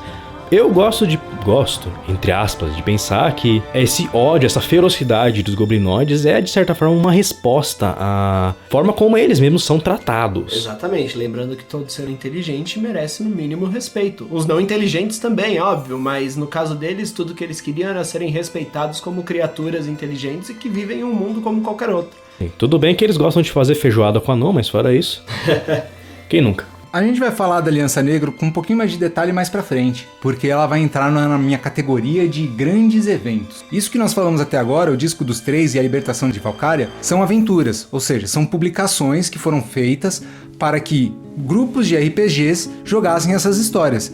Então, para algumas pessoas, a Libertação de Valkyria utilizou certo grupo de aventureiros, mas para a outra mesa foi outro grupo de aventureiros. Cada mesa, cada grupo tem o seu próprio grupo de libertadores, que são os heróis que são conhecidos dali por diante como o grupo que derrotou as 20 masmorras. Outra aventura bem interessante, que vai de acordo com o que nós comentamos no primeiro podcast sobre RPG, é a aventura Assalto ao Mestre Arsenal, que, diferente da Libertação de Valkyria e do Disco dos Três, é uma aventura solo. Como nós falamos, é uma história dividida em capítulos, e esses capítulos são numerados.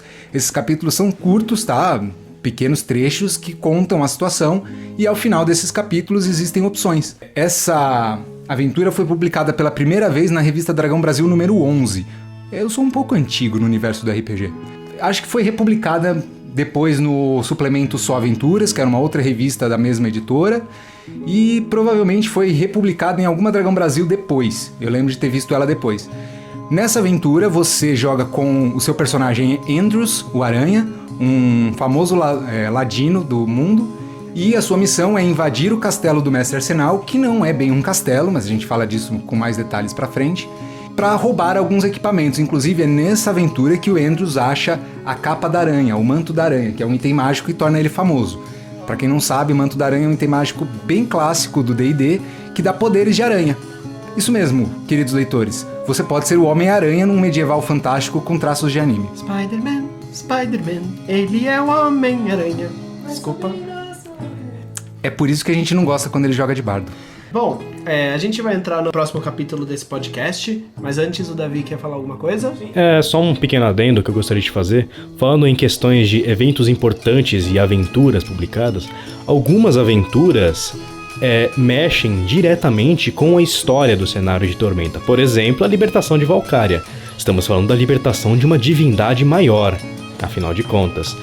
E isso mexe diretamente com a timeline, com o universo em si, né? E existem histórias, principalmente na cronologia atual oficial do cenário, Valkyria já foi liberta.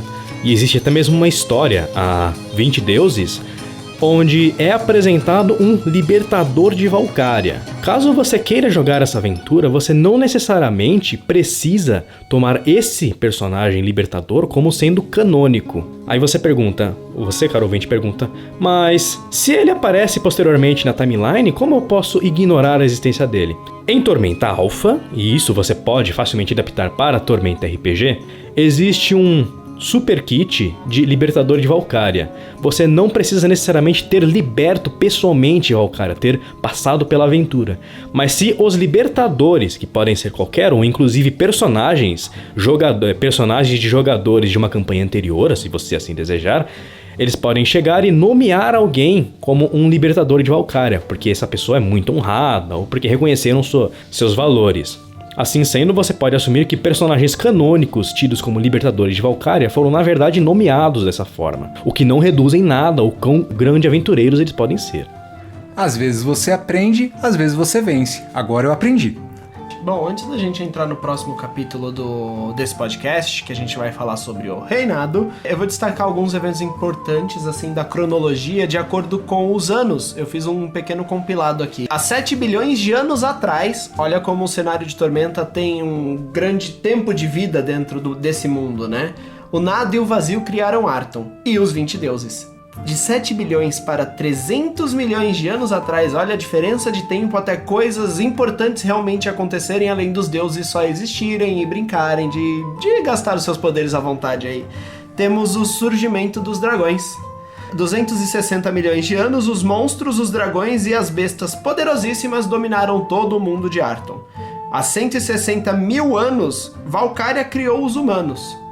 No ano 0, os elfos chegam em Laminor, vindos de uma terra distante e desconhecida, e isso marca o ano 0, porque a chegada dos elfos começou a gerar os grandes conflitos humanos daquela época, né? Da civilização de maneira geral, com os elfos e os goblinoides, as grandes batalhas entre os reinos humanos e etc. Eu diria que eles foram até responsáveis por, de repente, trazer civilização a um mundo mais selvagem.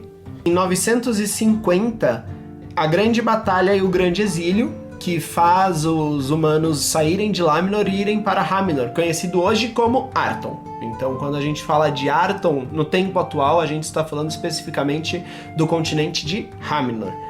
E em 1020, somente 1020, os exilados encontram a estátua de Valkyria e fundam a capital do reinado. Lembrando que nós estamos atualmente no ano 1410. Eles primeiro acharam a estátua e depois fundaram a cidade. Exatamente. Eles fundaram a cidade porque eles encontraram a estátua. A Revolta dos Três foi muito anterior a qualquer outra coisa. E a Valkyria ficou aprisionada como deusa durante muitos anos. A Revolta dos Três foi no ano de 632. Foi praticamente 400, 500 anos depois que os exploradores, né, os exilados encontraram a estátua. E quando eles encontraram a estátua, coincidiu com o primeiro dia da primavera, e eles chamaram esse dia de o Dia do Reencontro, e é um feriado nacional em Arton esse dia. Todo mundo pode ir pro templo beber um pouquinho. Não, é feriado, cara. Você bebe no dia anterior.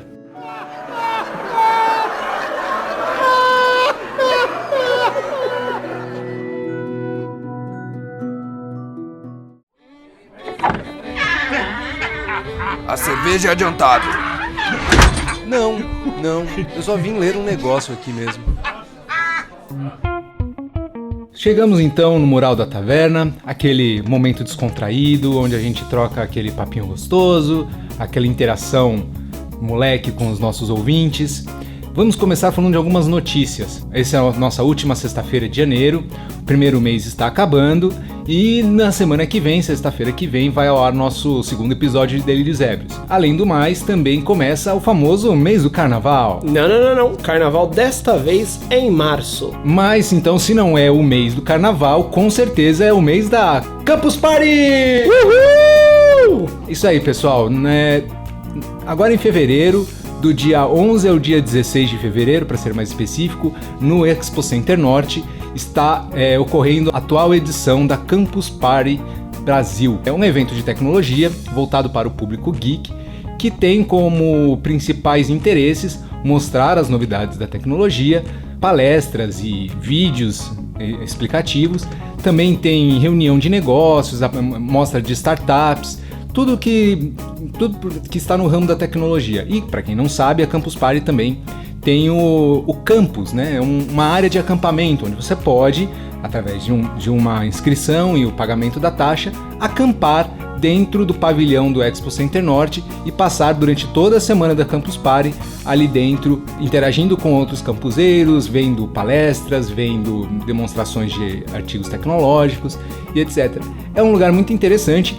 Eu nunca fui, eu tenho vontade de ir, eu acho que entre o templo aqui eu sou um mago, né? Eu gosto dessas coisas que parecem magia, mas que são tecnologia. Desculpa a piada aí.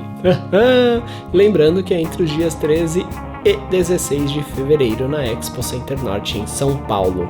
E agora, Mago, eu fiquei sabendo que está rolando no Catarse um financiamento coletivo para um projeto muito bacana. Você chegou a ver? Né, como não só cheguei a ver, como fui eu que te mostrei. É um projeto que está acontecendo em Curitiba. Um professor está aplicando uma oficina de jogos e tabuleiros, onde eles vão construir os jogos como Torre de Hanoi, Tangram, xadrez, peças de Resta 1, tudo isso com materiais recicláveis. O projeto visa atender crianças de 5 a 17 anos, crianças e adolescentes, com o objetivo de promover a empatia, promover a socialização e dar a eles também uma aula mais lúdica, através de jogos e brincadeiras mais leves. É um projeto interessante, tem poucos apoiadores, o projeto vai ser aplicado numa escola socialmente vulnerável na região de Curitiba. Como eu sou, além de mago, também sou professor, puxei um pouco a brasa para minha sardinha aqui, Arauto, e gostaria que a comunidade nerd se unisse e ajudasse esse projeto, que é bem legal. O financiamento começa em R$25, com uma peça de um peão personalizada, que também pode ser timbrado com marca de empresa, logotipo, etc., se for necessário. E até, se não me engano, R$1.000, R$1.500, porque eles precisam comprar material, precisam comprar o material que eles vão trabalhar essas peças e um lugar para deixar armazenado e tudo mais. Tem um projeto bem legal, o link vai estar aí no post. Dê uma olhada, dá uma valorizada aí no trabalho desse professor. Isso, os financiamentos coletivos estão fazendo toda a diferença na comunidade RPGística. Nós estamos tendo muitos lançamentos novos de livros aguardados e mesmo de RPGs independentes graças a esses financiamentos. Então fiquem de olho, Catarse, Apoia-se, Vaquinha, tem vários lugares para vocês contribuírem com um belo dinheirinho de vocês. Exato, e além da visão do RPG, se você tem uma visão mais humanista, humanitária e gosta de ajudar outras pessoas, existem inúmeros projetos sociais que também precisam de apoio dentro do Catarse, do Apoia-se e de outros tipos de financiamento coletivo. eu tenho certeza que se você for entrar num site desses e pesquisar o projeto, você vai achar alguma coisa que vale a pena investir o seu dinheiro. Eu fiquei sabendo de uma coisa muito bacana sobre D&D. É o ator John Manganiello que interpretou Alcide Hervaux, o lobisomem aliado de Sookie Stackhouse na série True Blood e que joga RPG nas séries Force Grey e Critical Role com o personagem Arkham the Cruel. E, olha só a parte bacana, este personagem virará canônico em D&D. É, isso mesmo. Se você não conhece, assista a série True Blood, foi produzida pelo canal HBO. Em uma temporada, a personagem principal encontra um rapaz que vem a se descobrir que era um lobisomem. Esse personagem é o Alcide Hervaux, que passa o resto da série como aliado da Sookie, ajudando e tentando resolver os problemas. Eu descobri, na semana passada, vendo essa notícia, de que ele é um viciadíssimo em RPG. Reza a lenda que ele tem um quarto decorado como uma masmorra, com direito a estátuas de beholders e tochas mágicas. Algo me diz que ele tem a vida que eu teria se eu tivesse o sucesso e o dinheiro dele. E lembrando que muitos atores hollywoodianos, não sei se ele é de Hollywood, enfim, jogam RPG. Nosso Vin Diesel também é um ávido jogador de RPG. Não, Vin Diesel é famosíssimo pelos personagens meio orcs que ele faz. Eu não sei porquê, deve ter algo a ver com a careca. Mas enfim, esse personagem, Arkham the Cruel, é o personagem do John Manganiello nas webséries, de Critical Role e Force Grey, que estão no YouTube. Ele deu uma entrevista recentemente ao site Yahoo, onde ele afirmou que, em conversas com a Wizards of the Coast, a empresa detentora dos direitos do D&D, ela se interessou em tornar o personagem Arkham the Cruel canônico. Então, eu acho que é a primeira vez em que a gente vê, efetivamente, um personagem que foi criado para ser jogado, foi criado como um PC, um personagem jogador, se tornar um NPC, se tornar um cânone, um personagem oficial do livro. É interessante porque mostra pra gente, Arauto, que todo mundo pode contribuir para o seu sistema favorito de alguma forma, inclusive cedendo personagens. Inclusive nós vamos abrir no site do Templo da Deusa Bêbada uma publicação, ou tentar publicar com frequência, um mural, alguma coisa assim, onde nós publicaremos a ficha de nossos personagens e incentivaremos os nossos ouvintes a fazerem o mesmo e mandarem pra gente aquele personagem fantástico com um background mais fantástico ainda, porque nós apreciamos boas histórias, para publicarmos lá. O que você acha dessa ideia, hein? Eu acho excelente, Arauto. E eu já pedi permissão pra deusa, a deusa autorizou. Ela falou pra mim que vai liberar uma gavetinha aqui na sacristia pra eu deixar guardados os trabalhos e as artes que os fãs quiserem mandar pra gente. Então, se você tem algum conto, um quadrinho, um desenho ou uma foto com cosplay muito legal, manda pra gente, manda no nosso e-mail, a gente vai arquivar aqui e as mais bonitinhas a gente coloca no site e comenta sobre elas aqui no mural nas próximas edições. Só as bonitas, tá? Porque a gente julga pra caralho. Vamos lá, ó. Não, eu sei, você vai falar, mas deixa eu falar. Tá bom, vai. Gente, no primeiro episódio a gente comentou sobre os vários tipos de RPG, as várias formas de jogar RPG. Uma delas que a gente comentou foi o live action, ou a ação ao vivo, onde você interpreta as atitudes do seu personagem agindo como ele, falando como ele, se ele tem um sotaque você usa, se ele tem um trejeito de fala você usa, se ele tem trajes você tende a ir, com aquele traje no evento. E aqui no Brasil a gente tem um grupo famoso, já completou 25 anos de história, que é o São Paulo by Night. Ele é organizado por uma equipe de jogadores que tem como missão rolar aventuras oficiais de storyteller dentro do cenário de São Paulo. Então você cria um personagem e eu dei uma lida no site do grupo deles, Arauto, e vi que eles fazem 2 reuniões por mês. Uma reunião onde eles conversam sobre o jogo, se preparam para a próxima sessão, conversam com os narradores sobre os projetos para o seu personagem, onde você quer chegar e etc. Lembrem-se que RPG é uma criação de história colaborativa. Então todo jogador tem o direito de pedir para o narrador que o narrador dê um destino assim ou assado para o seu personagem. Exato. Como sempre, no final a decisão é do narrador. Mas eu acredito que todos, sendo muito maduros e sabendo que não há prejuízo nenhum em dar uma Vingadora Sagrada para um Paladino no primeiro nível, se isso for tornar legal, é possível, Então isso pode acontecer. a equipe do São Paulo by Night vai realizar a primeira reunião de 2019 no dia 26 de janeiro, amanhã, né? Se você está ouvindo esse episódio no dia que ele for lançado, então você dá tempo ainda de correr lá para Moon Shadows Livraria, perto ali da Avenida Paulista, onde a reunião vai acontecer.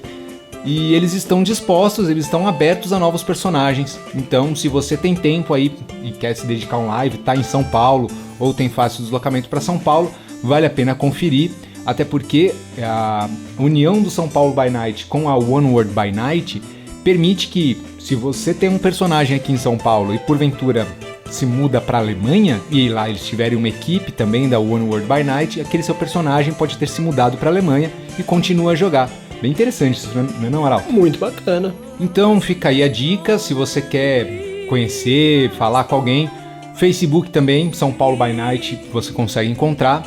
Acredito que a gente vai conseguir colocar esses links no post para facilitar a vida de vocês, porque a gente sabe como o jogador de RPGista é um bando de gordo preguiçoso, então a gente vai ajudar vocês colocando os links no post.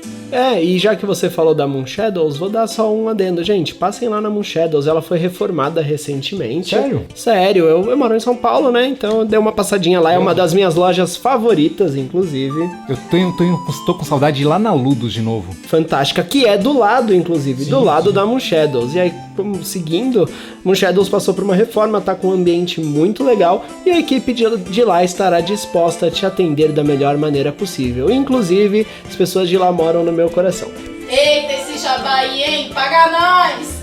Ou doa livro mesmo que a gente tá aceitando. Exato. Ou chama a gente pra fazer um evento lá. Moon Shadow, chama a gente pra gravar uma sessão aí dentro, hein? Ó que maneiro. Eu gostaria, hein? Falando de livro, doação de livro, eu preciso fazer um comentário aqui. Eu já fiz esse comentário no meu Twitter para o autor, mas eu vou deixar aqui porque eu estou profundamente emocionado, Arauto.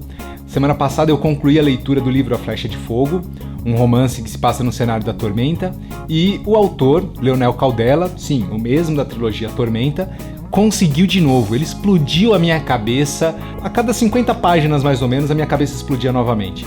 E é um livro de 715 páginas de história. São pelo menos... São muitas explosões.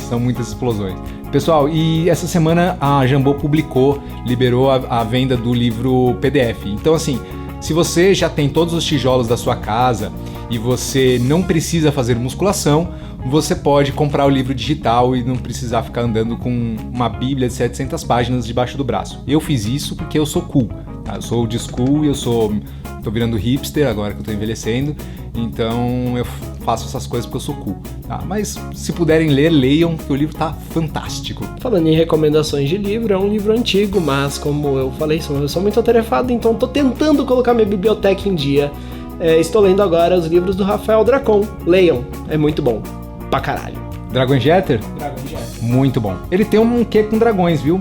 A trilogia mais famosa dele, que é essa que eu e a Deusa lemos, que é Os Dragões de Éter. Também tem um outro, que é O Cemitério dos Dragões, O Mundo de Cidades de Dragões e Mundo dos Dragões. Uma outra trilogia que tem a ver com os Power Rangers, também é bem legal. Mas eu acho que o Dracon tem uma paixão por dragões aí. Muito medo. Power Rangers, não. Não, é bom. Vai por mim, é bom mesmo. É bom pra caralho. Ai. Bom, agora vamos aqui para o nosso mural querido de recados e vamos ler um e-mail. Temos e-mail? Temos e-mail. Temos e-mail do Davi Domingues. Antes, Arauto, reforça aí pros nossos amigos, qual que é o e-mail do templo mesmo? pergaminho@templodadeusabebada.com. Repita. pergaminho@templodadeusabebada.com. Se alguém não entendeu, pausa e volta, porque já repetiu 2 vezes, dá licença. Né? Vai estar no post também. Bom, vamos lá. Davi Domingues. Caralho, cara, parece longo esse... Davi, beijo, Davi. Exato, beijos, Davi. Saudações cordiais, Mago, Arauto e Deusa. Aqui quem fala é o Davi, também conhecido pela adorável alcunha de Mascote e também pela não tão adorável alcunha de Davi Docinho. Envio este pergaminho amarrado na pata esquerda de uma quimera mansa para parabenizar o trabalho no podcast, especialmente a iniciativa de falar sobre Tormenta, esse cenário que eu gosto mais que o mundo onde vivo. Gosto de dizer que eu não escolhi Tormenta, mas que fui chamado, porém isso é uma história para falar outra hora. Não sou um grande fã do sistema D20, novamente, preferindo muito mais 3DT Alpha à Tormenta RPG. Porém, não pude deixar de notar uma canelada de leve por parte do mago ao explicar a evolução de personagens e ganho de pontos em habilidades. Da forma como ele explicou, dá-se a entender que os personagens ganham 2 pontos para distribuírem suas habilidades em todos os níveis pares, quando só se ganha 1 ponto a cada nível par. Essa regra pode ser conferida no Manual Básico de Tormenta RPG, capítulo 3, Classes, páginas 44 e 45, parágrafo blá blá blá. Ok, é brincadeira, mas nessas páginas os benefícios por nível de personagem são explicados e uma tabela mostra essa progressão. Uma observação válida é a diferença entre nível de classe, que consiste unicamente nos níveis que um personagem tem em uma única classe, e nível de personagem, que consiste na soma de todos os níveis que um personagem tenha, seguindo regras de multiclasse. Não me lembro com certeza, mas acho que faltou uma explicação sobre a regra de multiclasse e talvez falar um pouco sobre classes de prestígio. Por fim, o podcast está ótimo e já figura entre os meus favoritos, e não falo isso somente porque conheço os integrantes pessoalmente, plot twist. Nem porque eu participo de alguns episódios futuros, plot twist duplo carpado. O trabalho realmente está com ótima qualidade, e aguardo ansioso por mais. E não me ofenderá em nada se esse último parágrafo for cortado da leitura de pergaminhos eletrônicos. Por fim, um grande abraço a todos os membros do templo e mal posso esperar para ouvir o próximo episódio. PS. É preciso ser alcoólatra para ser adorador da deusa bêbada? Ou posso me unir à ordem bebendo somente meu leite com achocolatado cuja marca não me paga nada para ter seu nome mencionado, mas eu aceito um pagamento com prazer? PS2. Não se reprima, Arauto. Eu adoro suas piadas ruins. Viu? Alguém gosta das minhas piadas. O Davi, ele é quase um arauto de ninguém. Ele vai gostar de qualquer coisa que faça ou todo mundo rir, ou todo mundo olhar pra sua cara e falar: mano, por que você falou isso? Ele vai ser sempre o cara que tá do lado rindo. Desculpa aí pela canelada, mas eu sou mago, mas não sou perfeito. Tem razão, realmente a tabela informa bem exatamente essa informação retificada aí pelo nosso colega. Quanto à classe de prestígio, eu não comentei muito sobre isso para não estender muito o assunto, e até porque não era algo de extrema necessidade de conhecimento, porque os personagens não atingiriam nível suficiente para a classe de prestígio. Mas falando rapidamente sobre isso, classes de prestígio são classes diferenciadas que têm pré-requisitos que você precisa cumprir usando alguma das classes básicas. Uma vez que esses pré-requisitos tenham sido cumpridos, você pode assumir o próximo nível como essa classe. A questão é que as classes de prestígio tendem a ser extremamente específicas, focam em uma ou outra característica daquela classe básica e extrapolam o poder dela naquele ponto específico, abrindo mão de versatilidade e variabilidade. Tá? Mas classes de prestígios fazem parte aí das regras. Outra coisa que eu não falei foi sobre multiclasse, foi uma falha minha, eu esqueci. Mas na verdade é porque eu odeio multiclasse, é coisa de jogador combista, e o combo tá matando o RPG. Não. Eu vou falar. Sim. Eu vou falar Foda-se, que o não ligo meu pra sua personagem, opinião. o meu personagem, Ranger, Bardo, Arqueiro, Arcano, era muito divertido e tinha um roleplay fantástico. E causava 125 de dano com um ataque. Óbvio! Ele era nível 20, cacete! Não, bem antes de ser nível 20. Nada. Não. Combo, multiclasse é pra jogador combista. Bom, e vamos falar, na verdade vamos agradecer. Antes de agradecer, sim, Davi, você pode tomar o seu achocolatado e fazer parte da nossa congregação. Eu já falei, existem 1 milhão de maneiras de se inebriar uma pessoa. Delírios Ébrios tá aí pra isso. Açúcar é extremamente inebriante. Como diria meu querido personagem Roland de Gilead, em um mundo com tanto açúcar, para que as pessoas precisam de drogas? Eu gosto desse personagem também. Eu gosto de uma outra frase dele, que ele fala: se um homem não pode compartilhar seus vícios, ele não deve tê-los. Viu? Seguimos a doutrina da deusa. Vamos agradecer agora uma recomendação que foi feita no Facebook. O nosso querido Renan Zampiero, o qual eu não conheço, mas adoraria conhecer, nos recomendou em seu perfil.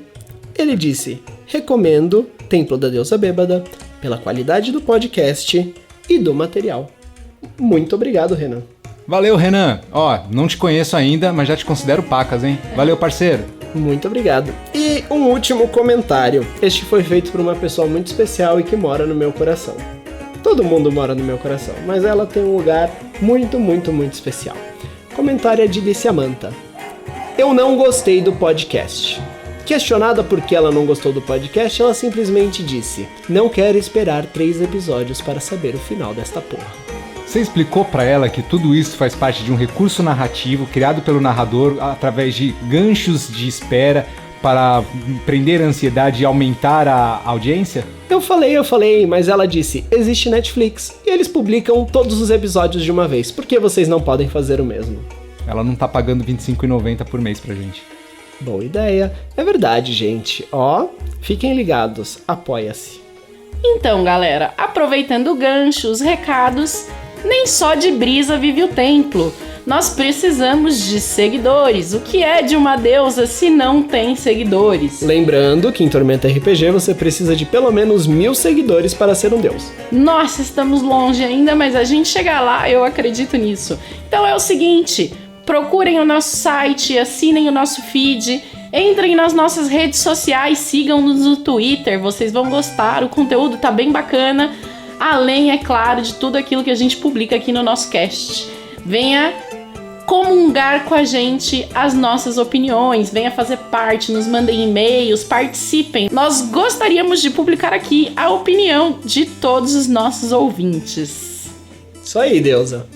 Show de bola, deusa.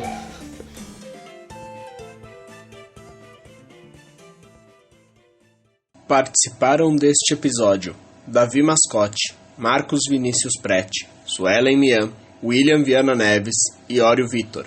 Músicas: Kevin MacLeod, Mirror's Magic Dance, Mid-Air Machine, Remember the Way, How the Night Came, Journey, Mont Plaisir, Action, Kevin MacLeod, Pippin the Hunchback, Loyalty Freak Music, Last Energy for the Day, Air Machine, Streets of Santival.